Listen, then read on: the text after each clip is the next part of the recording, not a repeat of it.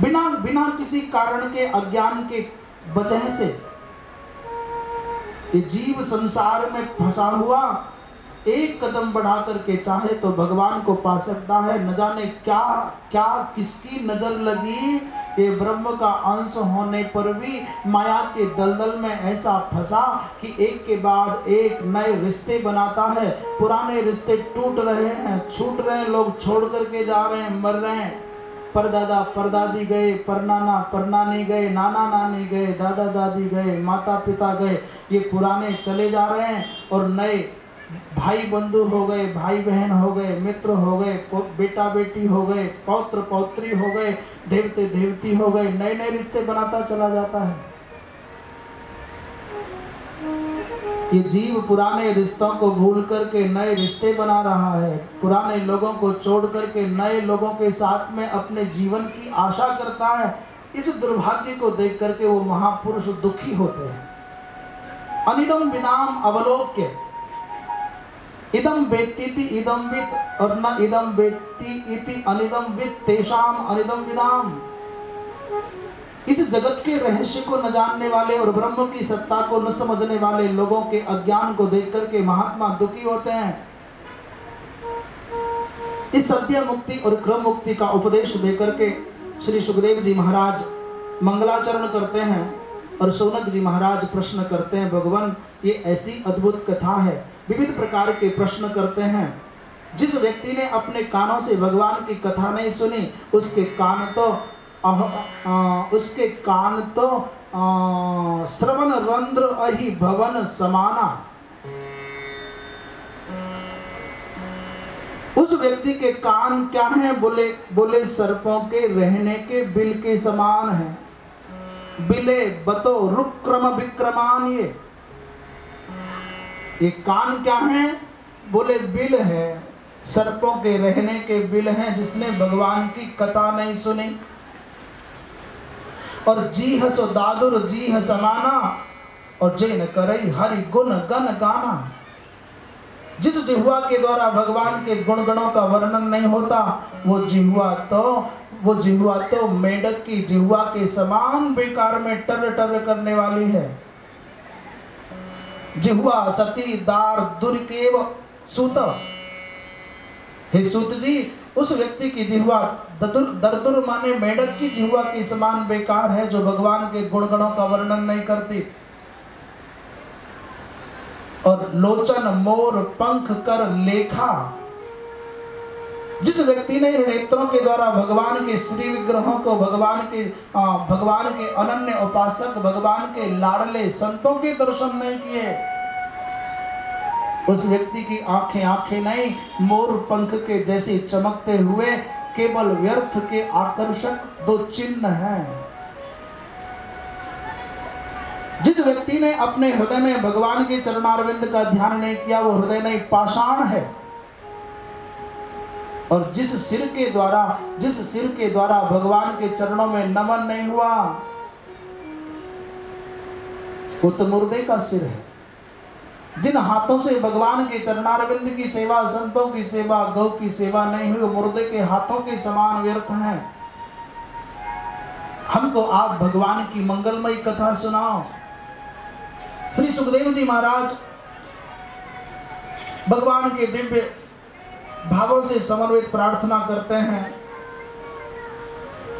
किरात हुणांध्र पुलिंद पुलकसाह आभीर कंकाह यवना खसादयः।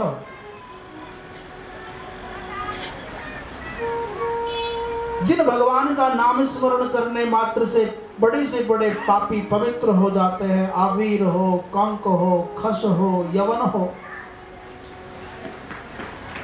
बड़े पापी से पापी जीव भी जिन भगवान का स्मरण करने मात्र से, नाम संकीर्तन करने से पावन हो जाते हैं, मैं उन भगवान के चरणों में नमन करता हूँ। इस प्रकार भगवान की वंदना करके श्री सुखदेव जी महाराज आगे राजर्षि परीक्षित को कथा सुनाते हैं। बोलिए श्री कृष्णचंद्र भगवान की।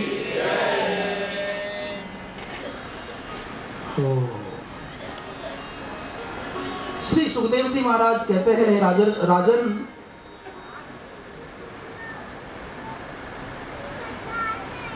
भगवान के अनुपम अनुग्रह का परिणाम है संसार बनता है।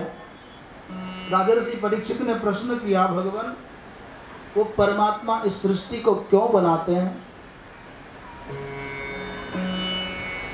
भगवान मैं जानना चाहता हूं सृष्टि के निर्माण का क्रम क्या है, भगवान की विविध लीलाओं का, भगवान के भक्तों का चरित्र जानना चाहता हूं। श्री सुखदेव जी महाराज कहते, राजन जो प्रश्न तुम्हारा है यही प्रश्न श्री नारद जी महाराज ने अपने पिता ब्रह्मा जी महाराज से किया। एक दिन की बात है, ब्रह्मा जी महाराज ध्यान में बैठ करके संध्या वंदन कर रहे थे। अचानक नारद जी महाराज आए और उन्होंने प्रश्न किया, भगवान दुनिया में आप सबसे बड़े हैं, सारी सृष्टि का निर्माण करने वाले हैं, लोक गुरु हैं, आप भी किसी का ध्यान करते हैं तो बड़ा संकोच लगता है, आप किसको मना रहे हैं? आपसे बड़ा दुनिया में कौन है? नारद जी महाराज की बात को सुनकर के ब्रह्मा जी महाराज को हंसी आई और हंस करके कहा, नारद संसार के भोले लोग यही समझते हैं कि मैं ही परमात्मा हूं, परंतु भैया जिन परमात्मा की कृपा से मुझको ब्रह्मा का पद मिला और इस सृष्टि के सृजन की सामर्थ्य प्राप्त हुई, उन भगवान नारायण को मैं नमन करता हूं, उन्हीं का वंदन करता हूं, उन्हीं का ध्यान करता हूं। मेरा जब अवतरण हुआ, एक आत्मव में शयन करते हुए नारायण के नाभि कमल से मैं उत्पन्न हुआ। उस नाभि कमल का मैं मूल जानने के लिए हजारों वर्षों तक जल राशि में गया, परंतु मूल नहीं मिला। मैंने उस कमल के पुष्प पर बैठ करके हजारों वर्षों तक तप किया, तब भगवान का दर्शन हुआ और भगवान ने मुझको सृष्टि के कार्य में नियुक्त किया।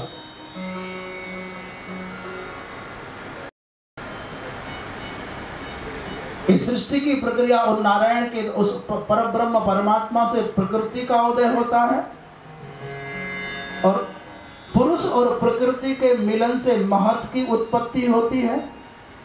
महत से अहंकार, अहंकार तीन प्रकार का होता है, सतोगुणी, रजोगुणी और तमोगुणी।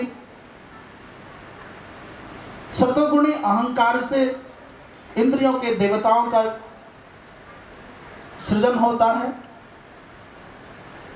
और रजोगुणी अहंकार से इंद्रियों का सृजन होता है। तमोगुणी अहंकार से पंच महाभूतों का सृजन होता है। उनमें सबसे पहले आकाश अहंकार से आकाश की उत्पत्ति और आकाश से वायु, वायु से अग्नि, अग्नि से जल और जल से पृथ्वी की उत्पत्ति होती है। हे नारद, जब ये समग्र इंद्रियां और इंद्रियों के देवता मिलकर के इस विराट ब्रह्म को जागृत नहीं कर सके, चैतन्य नहीं बना सके, तो सब इंद्रियों के देवताओं ने मिलकर के विराट ब्रह्म की स्तुति की। उनकी कृपा से इस विराट में चेतना आई और इसके अनंतर श्री ब्रह्मा जी महाराज ने भगवान के 24 अवतारों की संक्षेप में कथा, जिसको आप भागवत जी के माध्यम से क्रम से सुनते चले जाएंगे, ये सुनाई। श्री भगवान के चरणारविंद में ब्रह्मा जी महाराज ने प्रार्थना की, भगवान मैं सृष्टि का निर्माण तो कर दूं, परंतु मुझको अहंकार न हो, इसके लिए कोई कृपा करे, मैं अभिमानी न हो जाऊं, मैं भटक न जाऊं, मैं भ्रमित न हो जाऊं। क्योंकि क्षुद्र जीव को जब थोड़ा सा मान मिल जाता है तो उसकी बुद्धि विकृत हो जाती है, और होगी भी क्यों नहीं। जिस बिजली के तार में कम सामर्थ्य होती है, उस बिजली के तार पर अधिक पावर का संयोग कर दोगे, कनेक्शन जोड़ दोगे, तो वो तार नष्ट हो जाएगा।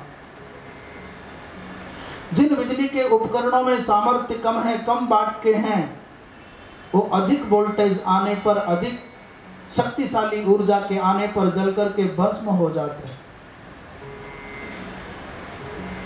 भगवान मुझको अधिकार बहुत मिल गया और जहां पद आता है वहां मद आ जाता है, जहाँ प्रभुता आती है वहाँ अहंकार जरूर आता है। आप अनुग्रह करके ऐसी कृपा करो जिससे मुझको सब कुछ करने पर भी कर्तृत्व का अभिमान न सताए। भगवान नारायण ने ब्रह्मा जी महाराज को चतुश्लोकी भागवत के माध्यम से ब्रह्म का, जीव का, माया का और इस संसार से तरने का उपाय 4 श्लोकों में बताया। भगवान कहते हैं, हे ब्रह्मा जी, अहम एवासमेवाग्रे। बने एक अद्भुत बात भगवान कहते हैं कि एक बात गांठ बांध करके रख लेना ब्रह्मा जी, ये जब सृष्टि नहीं थी तब भी मैं था, दुनिया में जब कुछ भी नहीं था तब भी मैं था, और जब सृष्टि बन गई है तब भी मैं हूं, और जब ये सृष्टि नहीं रहेगी तब भी मैं रहूंगा। अहमेवासमेवाग्रे नान्यत सत असत परे। ये संसार में सत और असत कुछ भी नहीं था। ये जो प्रपंच दिख रहा है जड़ चेतनात्मक, ये कुछ भी नहीं था। एक कारण प्रलय कालीन जल राशि में केवल मैं और मैं ही था। अहमेव आसम, और आसम एव मैं ही था और था ही। और जब मेरे अंग अंग से सृजन हुआ सृष्टि का तब भी मैं तत्सृष्टा तदेवानुप्राविशत, इसको बना करके मैं ही प्रविष्ट होता हूं। और जब प्रलय काल में ये सृष्टि सब मेरे अंग अंग में विलीन हो जाएगी, रोम रोम में विलीन हो जाएगी, तब भी मैं रहूंगा।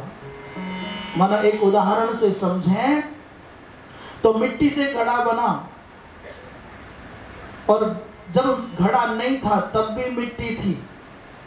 घड़ा बन जाने के बाद भी मिट्टी की सत्ता है, और घड़ा जब फूट जाएगा तब भी मिट्टी रहेगी। ऐसे ही ब्रह्म जब थे तब तक संसार नहीं था, पर ब्रह्म के संकल्प शक्ति से संसार बना, तब ब्रह्म संसार की सत्ता के रूप में भी परमात्मा की सत्ता है। और जब प्रलय काल में संसार नहीं रहेगा तब भी परमात्मा रहेंगे। और अब भगवान श्री ब्रह्मा जी महाराज को अपनी माया की महिमा बताते हैं। ऋते यत् प्रतीयेत न प्रतीयेत चात्मनि। ऋते माने बिना। अच्छा, माया शब्द का अर्थ समझ में आ जाए, माया शब्द पर ही विचार कर लें तो पूरा श्लोक समझ में आ जाए। ब्रह्म की सत्ता को समझने के लिए ये जगत नहीं था तब भी ब्रह्म था, ये जगत दिखता है तब भी ब्रह्म है, और ये जब जगत नहीं रहेगा तब भी परमात्मा सत्ता रहेगी। जैसे जागृत में हम और हमारा शरीर दोनों भिन्न भिन्न दिखते हैं, पर जब हम स्वप्न में चले जाते हैं तब हमारा शरीर ये तो नहीं दिखता, परंतु हमारा मन नई दुनिया बना लेता है। जागृत में भी जो है और स्वप्न के समय पर भी जो सत्ता है, और शयन की अवस्था में मन भी नहीं रहता, इंद्रियां भी नहीं रहती, शरीर भी नहीं रहता, परंतु जागृत, स्वप्न और सुषुप्ति, इन तीनों अवस्थाओं का जो साक्षी है, जो देख रहा है कि जागृत में क्या है, स्वप्न में क्या है और सोने के बाद में क्या है, इन तीनों अवस्थाओं का साक्षी जो ब्रह्म है वो सर्वदा विद्यमान रहेगा ही रहेगा। और माया शब्द का अर्थ है मां माने नहीं और या माने जो है नहीं परंतु प्रतीत होती हो। भगवान राम ने रामचरितमानस में कहा, गो गोचर जहां लगी मन जाई, सो सब माया जानो भाई। गो गोचर जहां तक भी ये मन जाता है, इंद्रियां और इंद्रियों के विषयों तक जहां तक मन की गति है, सब माया है। जो है वो दिखता नहीं, और जो दिखता है वो है नहीं। हृदयर्थम यत् प्रतीयेत न प्रतीयेत चात्मनि। जो नहीं होने पर भी दिखाई दे उसका नाम ही माया है। और आत्मा ज्ञान की अवस्था में, ज्ञानोत्तर दशा में जिसकी सत्ता ना रहे वही माया है। ये सत असतभ्याम अनिर्वचनीया, ये सत और असत के द्वारा कही नहीं जा सकती। कोई नहीं कह सकता माया है और माया नहीं है, ऐसा नहीं कह सकता कोई भी। क्यों? बोले अज्ञानियों के लिए माया है और ज्ञानियों के लिए नहीं है, अथवा ज्ञान से पहले माया है और ज्ञान होने के बाद में नहीं है, इसलिए इस माया को कोई कह नहीं सकता कि है कि नहीं है। इस प्रकार यथा महांति भूतानि, अब भगवान कहते हैं ये पंच महाभूत प्रविष्टान्य प्रविष्टानि च, इन पंच महाभूतों के बारे में भगवान कहते हैं ये जगत ये मुझसे उत्पन्न हुआ है और मुझ में विलीन हो जाता है। पंच महाभूत इस संसार के रूप में भाषित भी होते हैं और इनसे भिन्न भी हैं।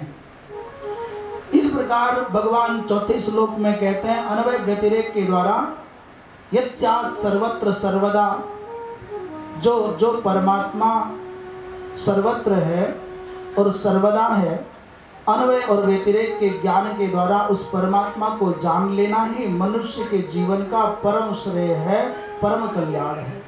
ब्रह्मा जी महाराज तुम इन 4 श्लोकों को अपने जीवन में उतार लोगे, चतुश्लोक की भागवत को जीवन में उतार लोगे तो तुमको कभी ग्लानि नहीं होगी और कभी अहंकार नहीं होगा।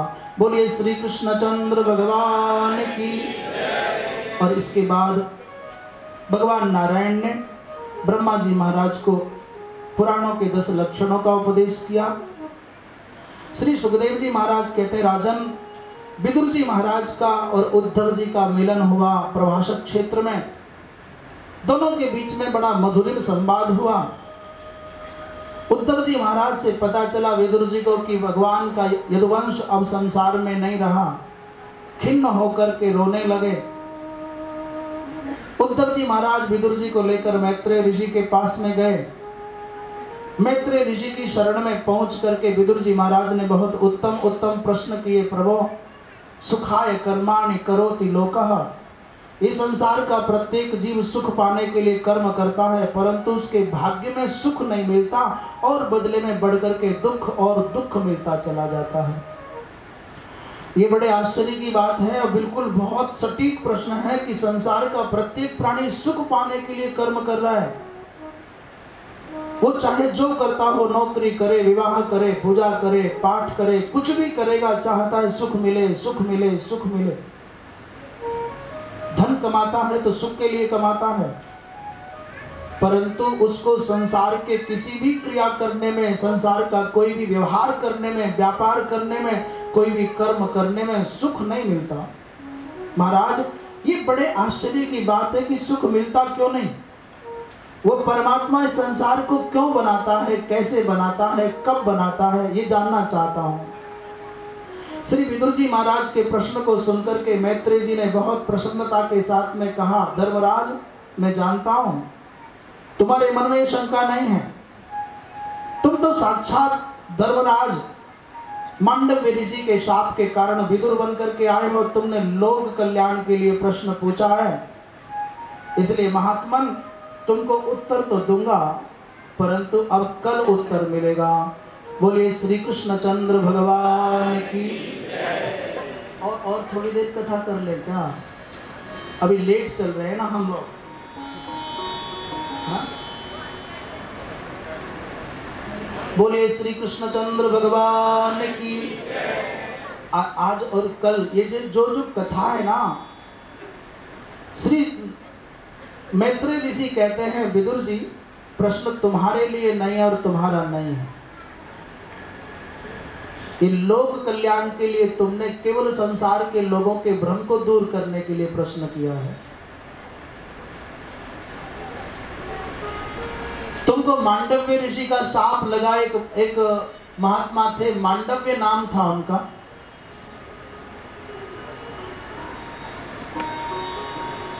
जंगल में नदी के किनारे पर कुटिया बना करके रहा करते थे। कुछ चोरों ने चोरी की राजा के यहाँ और धन लेकर के महात्मा की कुटिया में इस भाव से छुपा दिया, इस बाबा जी को तो समाधि में रहना है, खबर पड़ना नहीं है। सिपाही आएंगे, राजा की कुटिया, महात्मा की कुटिया को खोजेंगे नहीं, लौट करके चले जाएंगे। बाबा जी के नेत्र बंद हैं, समाधि में हैं, उनके जाने के बाद धन लेकर के हम भाग जाएंगे। पर राजपुरुष बड़े चालाक थे, उन्होंने वन को खोजा, चोर नहीं मिले, चोरी का धन भी नहीं मिला। एक ने कहा बाबा जी की कुटिया देखो, कुछ खबर नहीं है, हो सकता है यहाँ हो। और महात्मा की कुटिया को खोजा तो धन मिल गया।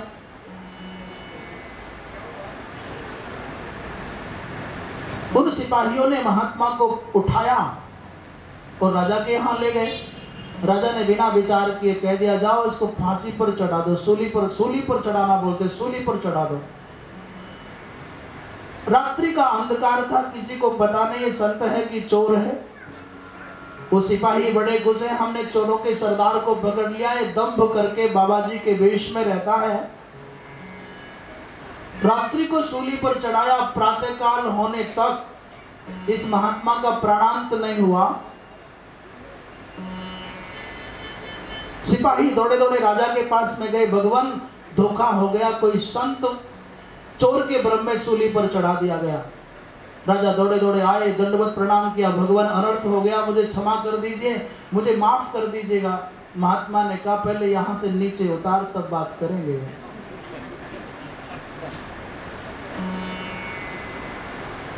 महात्मा जी को सम्मान पूर्वक नीचे उतारा गया, चरण धोए, पूजा की गई।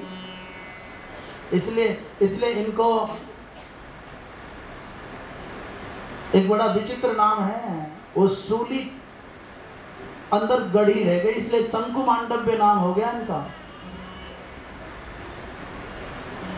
वो महात्मा ने अपने 100 जन्मों का चिंतन किया कि भाई मेरे एक भी जीवन में कोई पाप नहीं हुआ है, 100 जन्मों से निरंतर मैं ऋषि बनता चला आ रहा हूं, हर बार मेरा ब्राह्मण कुल में जन्म हुआ, कोई पाप नहीं हुआ, रंच मात्र भी अपराध नहीं बना है, तो मेरे किस कर्म के अनुसार ये पाप, ये दंड मिला मुझको।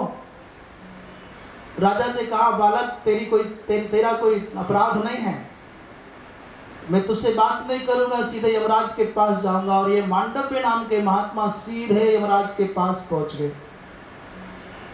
यमराज उठ के खड़े हो गए, बोले भगवान क्या सेवा करो। बोले सेवा बाद में होगी, पहले बता कि मुझको कौन से जन्म के पाप का परिणाम भोगना पड़ा। मैंने चोरी नहीं की, सूली पर क्यों चढ़ाया गया। 100 जन्म तक एक भी अपराध बही खाते में महात्मा के आगे लिखा नहीं गया। और एक एक जन्म की कथा पढ़ता जाए, यमराज के माथे पर पसीना आता चला जाए, महात्मा आज दंड दे करके जाएगा। दुनिया को दंड देने वाला धर्माधिकारी यमराज भी जिनके भय से कांपे वो संत। और वैसे एक बात बताएं, भारत के संत और भारत की सतियों से परमात्मा का भी कलेजा कांपता है। पर होना चाहिए संत, होनी चाहिए सती। यदि वास्तव में सती और संत है तो परमात्मा की ताकत नहीं कि इनके सामने खड़ा हो जाए। यमराज कांप रहे हैं, अचानक उनको साहस बना। 101वें जन्म में ये ब्राह्मण कुल में जन्म तो लिया, 8 वर्ष की अवस्था थी। और वहां लिखा है एक कांटे से इन्होंने तितली के अंगों को छेद दिया था। महाराज तुम्हारा 101वें जन्म में एक अपराध बना, क्योंकि कर्म बिना भोगे खत्म नहीं होता। ना क्षीयते हैं, अवश्यमेव भोक्तव्यम कृतम कर्म शुभाशुभम। न क्षीयते कर्म कोटि जन्म सतैरपि। बिना भोगे करोड़ों जन्मों तक भी कर्म नष्ट नहीं होता, भोगना ही पड़ता है। शुभ कर्म हो या अशुभ कर्म हो, बिना भोगे मिटता नहीं। महाराज 101 जन्म पहले कितनी उम्र थी हमारी, महात्मा ने पूछा। बोले महाराज 8 साल के थे। मांडव्य ऋषि को क्रोध आ गया, अरे वो पागल यमराज, तुझको किसने राजा बनाया, नीचे आ। तुमको खबर है कि 8 वर्ष के बालक को विधि निषेध का ज्ञान नहीं होता, उचित अनुचित का उसको बोध नहीं होता है। इसलिए राजा बनने से पहले व्यक्ति को समाज में परिभ्रमण करके समाज की दशा देख लेनी चाहिए। जाओ तुम 100 वर्ष तक शूद्र कुल में जन्म लोगे, दासी के गर्भ से जन्म लोगे, और वहां मनुष्य को कितनी कितनी कठिनाइयों का सामना करना पड़ता है, जानोगे तब लौट यहाँ आओगे। 100 वर्ष तक का समय पास करने के लिए मांडव्य ऋषि के शाप से धर्मराज यहाँ आए और विदुर बन करके रहे। मैत्रेय ऋषि कहते हैं मैं जानता हूं तुम धर्मराज हो, ये प्रश्न तुम्हारा नहीं है, परंतु जो प्रश्न नारद जी महाराज ने ब्रह्मा जी से किया, सुखदेव जी महाराज से जो प्रश्न राजर्षि परीक्षित ने किया, और जो प्रश्न सौनकादिक महात्माओं ने सूत जी से किया, उसी प्रश्न का उत्तर मैं तुमको दूंगा। ये उस निरीह परमात्मा के चित्त में, निष्काम परमात्मा के चित्त में एक बार भावना जगी, एकाकी मनो न रमते। अकेले में मन नहीं लगता, अकेले का मन नहीं रमता। सब एकाकी अपि चिंतितवान, अकेले ने चिंतन किया, एको हम बहुश्यामो, मैं अकेला हूं, बहुत हो जाऊं। और जैसे ही परमात्मा उस निष्काम और निरीह माने जो कुछ ईह माने चाहता नहीं हो, जिसमें कोई कामना नहीं हो, उस निष्काम परमात्मा के चित्त में कामना का उदय हुआ कि मैं अकेला हूं, अनेक हो जाऊं। ऐसे ही भगवान एक से अनेक होने की भावना करते ही ब्रह्म की सत्ता के समानांतर एक प्रकृति की सत्ता का उदय हो गया, और प्रकृति किंकरी के समान भगवान के सामने खड़े होकर के प्रार्थना करते, प्रभु आदेश। सांख्य के मत के अनुसार प्रकृति जड़ है और पुरुष चेतन है। चेतन होते हुए भी पुरुष निष्क्रिय है, कुछ कर नहीं सकता, पंगु है। और निष्क्रिय होते हुए भी प्रकृति अंधी है, वो चाह करके भी कुछ नहीं कर सकती। जब तक दोनों का समन्वय नहीं होता, बात नहीं बनती। जैसे उदाहरण के लिए, पुरुष बड़ा सामर्थ्यवान है, परंतु जब तक नारी का संग नहीं मिलेगा, कुछ नहीं कर सकता। गांव में जो लड़का उम्र बड़ी होने पर आवारा की तरह घुमा करता था, तो गांव के 2-4 लोग मिलके कहते थे शादी कर दो, शुद्ध हो जाएगा, सुधर जाएगा, ठीक हो जाएगा। आजकल कहते हैं कि नहीं कहते पता नहीं, पर पुराने जमाने में सही है ना, अपने आप सुधर जाएगा। माने विवाह माने सुधार संस्कार है, विवाह संस्कार माने सुधार। और भगवान की ऐसी कृपा होती थी, जैसे ही वो माई आती थी, रोज पंच मार मार करके उसको सुधार लेती थी, और जल्दी से कोई ना कोई काम पे लग जाता था। पुरुष कुछ नहीं करना चाहता, प्रकृति निरंतर इसको कराती है, परंतु पुरुष के बिना प्रकृति भी कुछ नहीं कर सकती। जब तक, जैसे उदाहरण, ये माइक बहुत अच्छा है, ये माइक प्रकृति है, और जो ऊर्जा विद्युत चेतना शक्ति और पुरुष का संसर्ग है, क्योंकि चेतनता का गुण पुरुष का है। ये दोनों समन्वित होते हैं तो ध्वनि को बढ़ा देते हैं, ये दोनों संयुक्त हो जाते हैं तो हवा बढ़ा देते हैं, गीजर चलने लग जाता है, फ्रिज चलने लग जाता है, और कूलर चलने लग जाता है, और एसी चलने लग जाता है, प्रकाश देने लग जाते हैं। ये प्रकृति और पुरुष का समन्वित रूप है। जड़ जब तक चेतन का संसर्ग नहीं पाएगा तब तक कुछ नहीं कर सकता। चेतन और जड़ दोनों जब मिल जाते हैं तो सक्रिय होकर के सृजन करते हैं।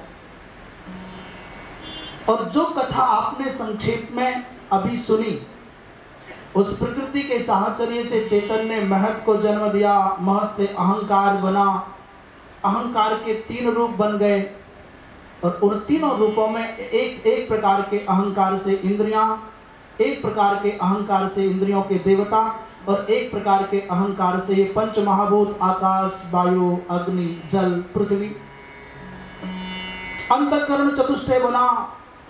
ये सारे के सारे देवता जब सृजन करने की सामर्थ्य होने पर भी समन्वित नहीं हो सके, कुछ कर नहीं सके, तो भगवान की प्रार्थना की, और भगवान ने विराट रूप से प्रविष्ट होकर के, चेतन रूप से प्रविष्ट होकर के इनको समन्वित किया, और एक पूंजीभूत सामर्थ्य के द्वारा सृष्टि का निर्माण हुआ। श्री ब्रह्मा जी महाराज ने भगवान की कृपा से प्रार्थना के अनंतर जो शक्ति प्राप्त की, उससे ब्रह्मा जी महाराज ने सबसे पहले सृजन किया, तो सनकादिक महात्माओं का उदय हुआ। सनकादिक महात्मा 4, सनक, सनंदन, सनातन, सनत कुमार, इन चारों महात्माओं से ब्रह्मा जी ने कहा भैया सृष्टि का विस्तार करो। तो चारों बहुत छोटे छोटे 5 वर्ष की अवस्था के जैसे हैं, दिगंबर वेश में रहते हैं। इन्होंने हाथ जोड़ करके कहा पिताजी हमको दुनिया में नहीं जाना है, हमको भजन करने दीजिए, हमारे बस की घर गृहस्थी का पचड़ा नहीं है। ब्रह्मा जी को थोड़ा गुस्सा आ गया, पहला काम किया और वो भी असफल हो गए। ये चारों महात्मा ब्रह्मा जी को प्रणाम करके आराधना करने के लिए वन में गए। अचानक ब्रह्मा जी महाराज बड़े चिंतित थे, क्रोध था ही। उनके भ्रू मध्य से एक दिव्य नील लोहित बालक का जन्म हुआ। मानो जब निराश हो गए, संसार में जीव जब निराश हो जाता है तो भगवान शंकर विश्वास देने के लिए, उसके हृदय में विश्वास का संचार करने के लिए प्रेरणा बन करके आ जाते हैं। ब्रह्मा जी की खिन्नता को दूर करने के लिए भगवान शंकर ही ब्रह्मा जी की भ्रू मध्य से निकल करके पुत्र बन करके आ गए और रोकर के कहा, मेरा नाम बताओ, मेरा गांव बताओ, मेरी पत्नी बताओ। सीधे ही बोले, लाओ हमारा नाम, हमारा गांव, रहने का ठिकाना बताओ।